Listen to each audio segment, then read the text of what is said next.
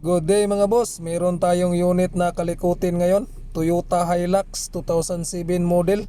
Ang issue pala nito, nagbiblink yung timing belt warning sa kanyang panel board at saka hindi rin gumagana yung RPM niya at wala ring display sa kanyang odometer panel. Ito yung concern ng may-ari mga boss. So diretso na tayo mga boss. Unang hatol natin dito is yung panel board. Tanggalin lang natin yung tatlong screw bolt dito at saka mabunot na natin yung panel board assembly.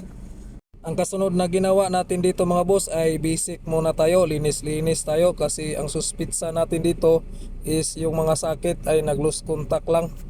Pagkatapos nating malinisan yung panel board assembly, siyempre ikabit natin mga boss para masubukan natin kung okay na ba yung ginawa natin dito.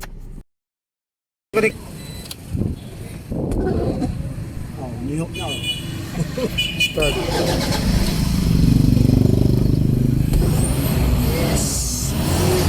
Boss. Goods. Tay. Ayan mga boss, kita naman natin dyan na approve yung may-ari. So goods na goods yung ginawa natin dito. Kung akala nyo ay tapos na tayo sa ating trabaho mga boss, so hindi pa. Meron pa tayong problema dito. So observe natin dyan sa ating panel board, naka-start na yung engine. So ayan, nagbiblink yung sign ng fuel filter. Pagka ganyan na senaryo mga boss ay diretso na tayo. So walang kaduda-duda, duming-dumi yung fuel filter natin. So kailangan talaga natin yang palitan. So observe natin dito, tingnan natin kung gaano kadumi yung fuel natin dito. So ayan, may halong tubig. Siyempre mga boss, bago natin palitan ng bagong fuel filter, linisan muna natin yung housing nya.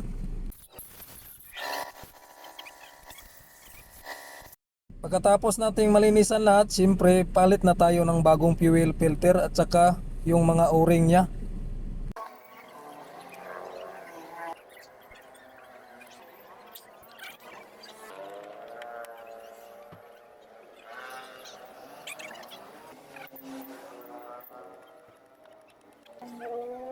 So dito tapos na nating maikabit yung fuel filter natin mga boss. So subukan natin dito sa loob nang magkaalaman na yung gawa natin. Observe natin dito kung hindi na ba nagbiblink yung sign ng fuel filter warning.